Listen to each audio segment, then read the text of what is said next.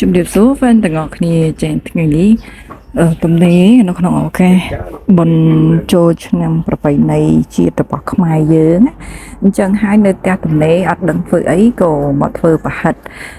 ដាក់ខ្ចប់ជាមួយនឹងបន្លែដើម្បីញ៉ាំជុំគ្នាក្នុងឱកាសបុណ្យចូលឆ្នាំប៉ុន្តែថ្ងៃនេះគឺជាថ្ងៃទី13អត់ទាន់ចូលឆ្នាំទេយើងនៅខ្វះតែប៉ុន្មានម៉ោងទៀតយើង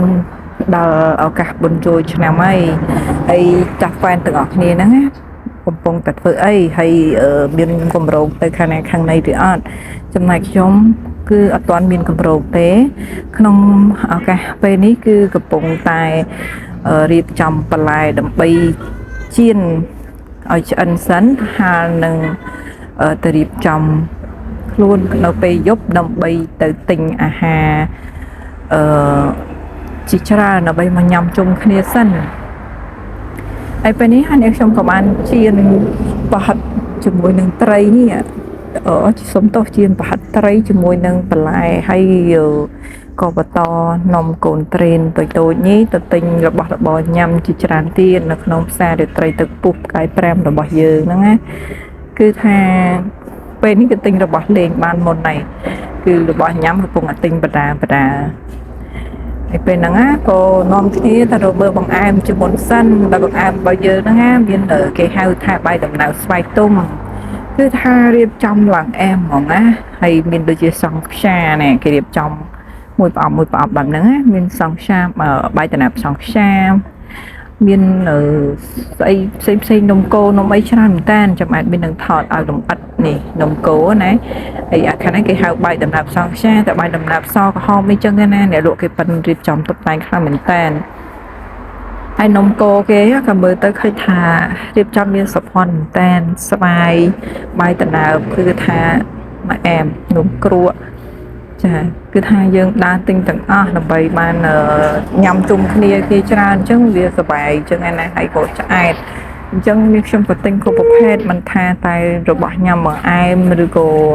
ចង្អាបអីផ្សេងទេគឺថាទិញមករៀបចំឲ្យស្រេចដើម្បីដល់ពេលដែលបានជុំគ្នាអញ្ចឹងទៅគឺថាអែមហ្មងណាហ្វេនហើយពេលហ្នឹងណាក៏កូនត្រេនគឺថាបើកឆាកតែម្ដងគឺគាត់ចង់ញ៉ាំហើយមានដូចជាគេហៅបាញ់ឆែវចាមានបាញ់ឆាវមាននំគ្រក់គឺថាមានផ្អែមផ្សេងទៀតដែលនាងខ្ញុំបានទៅថតហ្នឹងក៏បានទិញមកដែរក៏ប៉ុន្តែអត់ទាន់បានថតជូនទស្សនាទេនេះគឺគេហៅបាញ់ជំនឿគឺបានរៀបចំស្រេចហើយនេះមានបាយដំណើបសង់ខ្យាគឺកំពុងរោយទឹកខ្ទិះឲ្យឡើងអែមហ្មងណាតែហើយបន្តមកទៀតណាគឺកូនបងហ្នឹងហើយគឺចាត់ការមុនគេតែហ្មងព្រោះដោយសារតែគាត់ចូលចិត្តចំណែកកូនប្អូនគឺចូលចិត្តអាបាញ់ជំនឿនេះវិញគឺថាញ៉ាំតែម៉ាក់វិញគឺញ៉ាំបត្រាតែម្ដងសារបត្រាគឺថាម៉ាក់ចូលចិត្តញ៉ាំម្ជូរអញ្ចឹងក៏មានទទួលដែរបងប្អូនចាហើយបងប្អូនណាចូលចិត្តញ៉ាំម្ជូរដូចនាងខ្ញុំខមមិនម្នាក់មួយមកចាំយើងខ្ញុំផ្ញើម្នាក់មកកន្លោឲ្យដោយសារតែទិញកទួតគេមកហើយគឺដាក់ត្រាំចូលក្នុងកន្លោយើងគឺបាត់នឹងតែម្ដងចាហើយខាងក្រោមហ្នឹងក៏មានបត្រាដែរគឺថារបស់ធម្មជាតិសុទ្ធសាធតែម្ដងគឺយើងត្រាំ1គីឡូអញ្ចឹងហើយក៏រៀបចំជុំគ្នាគឺថាបុកបំពងម្ទេសតែ1គីឡូមកគឺអែមហ្មងណាបងប្អូនចាហើយបងប្អូនណាខ្លះចង់ញ៉ាំ